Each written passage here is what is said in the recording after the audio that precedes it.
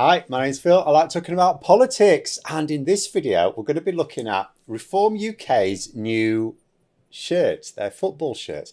They're selling football strips, right? Raise a bit of money. Now, this is a bit, I suppose, like the MAGA hats. They want to get people out. We don't really do the baseball caps much in this country, so hats not a great line for Reform UK. Football shirts, though, yeah, a lot of people wear football shirts out in public. So they want that to be the MAGA hat. So they're following it. But the MAGA hat, of course, famously is made in China. A lot of ridicule has been poured their way since.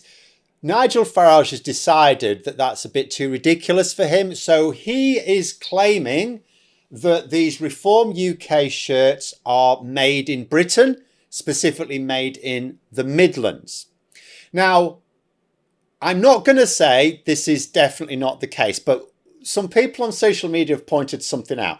So on the Reform UK website, where you can buy the shirts, should you wish to choose to do so, here it is. It says made in Britain, then underneath made in Britain, crafted in the heart of the Midlands. It's been very, very specific. They say they've gone to some efforts to find a manufacturer in the Midlands, so therefore in the UK, who is manufacturing these. None of this made in China nonsense, right? But what's attracted people's attention is, the Made in Britain logo there. Now, here's the thing. A lot of people, particularly at times of economic strife, want to buy from manufacturers in their own country. So in Britain, buying British, fairly standard, just like buying American, buying Spanish, wherever your country is. Sometimes you want to support, in economically tough times especially, you want to support your own domestic manufacturers. So makes perfect sense. But how to know you're not getting ripped off? How to know? So usually there is some sort of branding that sort of says, yes, this has gone through an independent process to check that it is what it says it is. That it hasn't, for example, just been made in Bangladesh, shipped over to the UK and had some finishing done to it. Let's say the plain shirts were made in Bangladesh or China or Vietnam or wherever, brought to Britain, sent to a factory in the Midlands, and then they just printed on the shirts and therefore claim it's made in Britain. Because that dodge is used a lot, right? That dodge is used a lot. So how do we know? Well, they've got the Made in Britain logo only. That's not the Made in Britain logo, because there is an official process. There is an independent group that says if you want to promote your goods as made in the UK, then we will independently verify that this is the case. And there is a Made in Britain logo. This is it. Oh, it looks different. It's different. Reform UK have made up a Made in Britain logo. It's not the official Made in Britain logo. Now, why is this? Why haven't they registered with the Made in Britain group, who exist purely to independently verify that when you claim your goods are produced in Britain, that they really are, right? Why haven't they done that? Is it because it's too onerous? Well, let's have a look at the requirements here. So we go onto the website. This is the Made in Britain website, and there's an eligibility test. You can click on this to see if your goods are likely to qualify. So we read it in.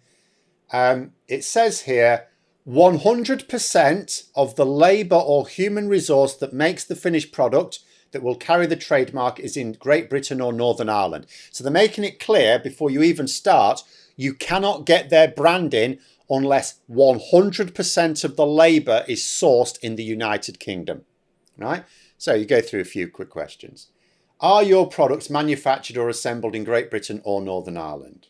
So you would say yes. It's in the Midlands, mate. It's in the Midlands. How do you manufacture your products? We manufacture our products ourselves in-house, or we work with other businesses that manufacture our products in Great Britain and Northern Ireland.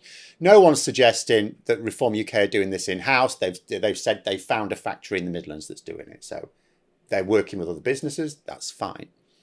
Third question, do you own the intellectual property of the product's brand, trademark and design? Well, yeah, it's a Reform UK shirt, right? So, yes. Your business is likely to qualify.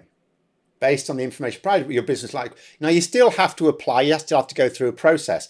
But here's where I'm going through.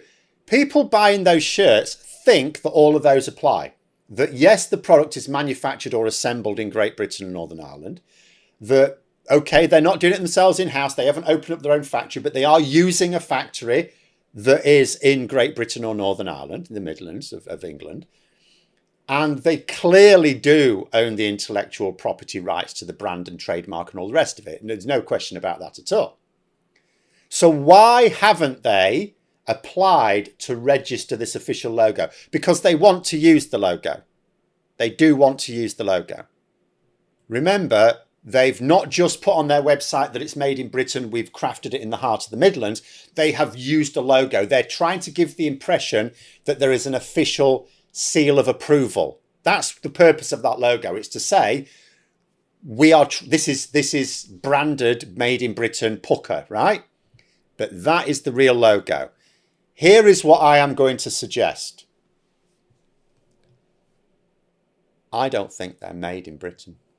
I think they're finished in Britain. I think there is a factory in the Midlands churning these out. I absolutely do. I think it's just printing them. I think the shirts are made somewhere else because there is no other reason not to use the official Made in Britain mark, which remember exists to independently verify that the goods that say they're made in Britain are actually made in Britain. I think Reform UK are ripping off their members and supporters. What do you think? Let me know in the comments below. But thanks for watching anyway. If you've enjoyed the video, please click the subscribe button and the like button as well. And until next time, I'll see you later.